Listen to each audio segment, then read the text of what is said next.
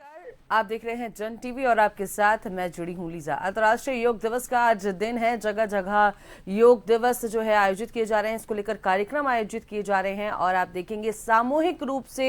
योग किया जा रहा है। योग के महत्व को समझाया जा रहा है। करेंगे योग तो रहेंगे निरोग, तो इस निरोग इसको लेके आज जो है जगह जगह योग दिवस कार्यक्रम आयोजित किए जा रहे हैं। तो चलिए इसी कड़ी में आपको ले चलते हैं गोरखपुर की ओर, जहां पर मुख्यमंत्री योगी आदित्यनाथ संबोधित कर रहे हैं।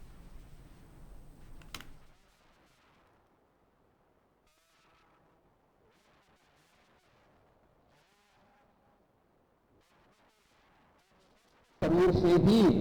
आध्यात्मिक उन्नयन के उच्च सोपानों को प्राप्त कर सकता है,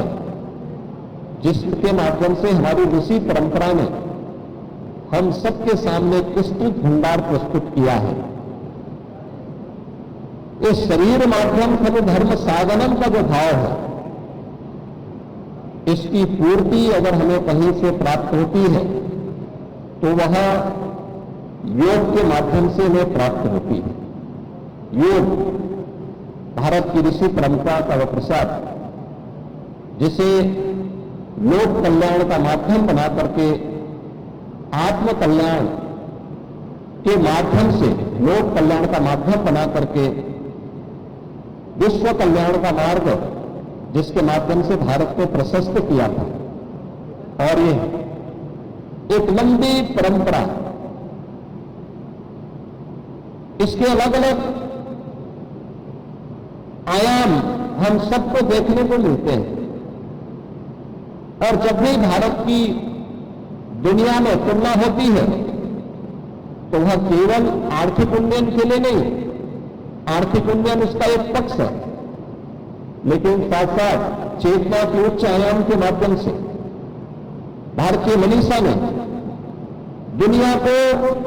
जिन स्थितियों से अवगत कराने का कार्य किया था, उन स्थितियों, उन चेतना के आयामों के माध्यम से व्यक्तित्व के विकास के साथ साथ ब्रह्मांड के उन रहस्यों के उद्घाटन करने में जो आज भी विश्व मानवता के लिए दुर्लभ वैसा है, लेकिन भारत के धर्म ग्रंथों में वह सब कुछ पहले से समाहित करके एक विरासत के रूप में हम सबको हमारी ऋषि परंपरा ने उन्हें वेदों के माध्यम से, उपनिषदों के माध्यम से, पुराणों के माध्यम से, तमाम स्मृतियों के माध्यम से, शास्त्रों के माध्यम से हम सबके सामने प्रस्तुत किया है। योग की उसी परंपरा को आगे बढ़ाने का आधुनिक युग में श्रेय जाता है देश के यशस्वी प्रधानमंत्री श्री नरेंद्र मोदी जी को। याद करिए, योग की सुविधा को दुनिया के अंदर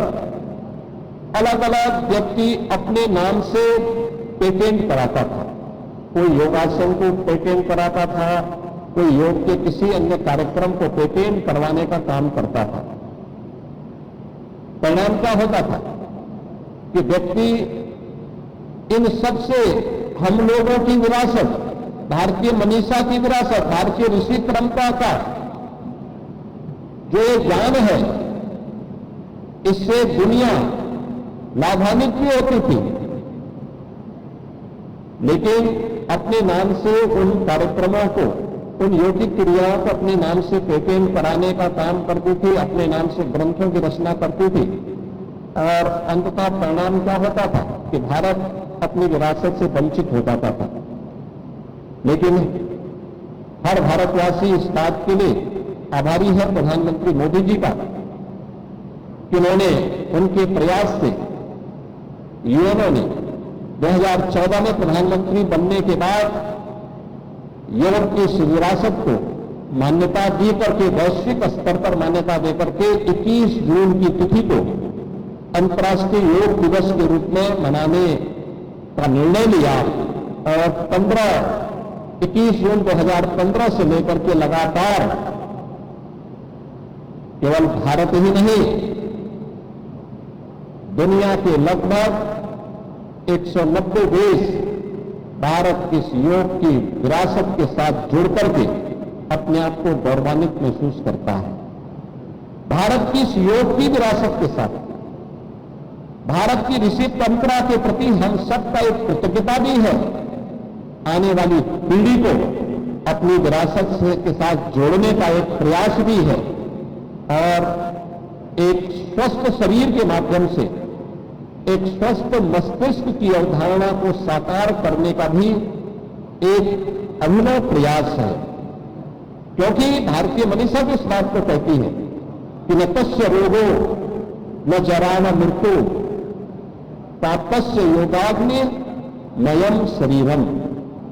यानी जिसके पास योगाग्नि से पका हुआ शरीर प्राप्त हुआ है, योगमय शरीर प्राप्त हुआ है, उस व्यक्ति के लिए जरा यानी बुढ़ापा, मृत्यु, ये सभी उससे कोसों दूर भागते हैं। क्योंकि स्वस्थ शरीर, अगर व्यक्ति ने बीमारी से व्यक्ति ने मुक्ति पा ली, व्यक्ति ने असमय आने वाले बुढ़ापे को अपने आप से दूर कर लिया,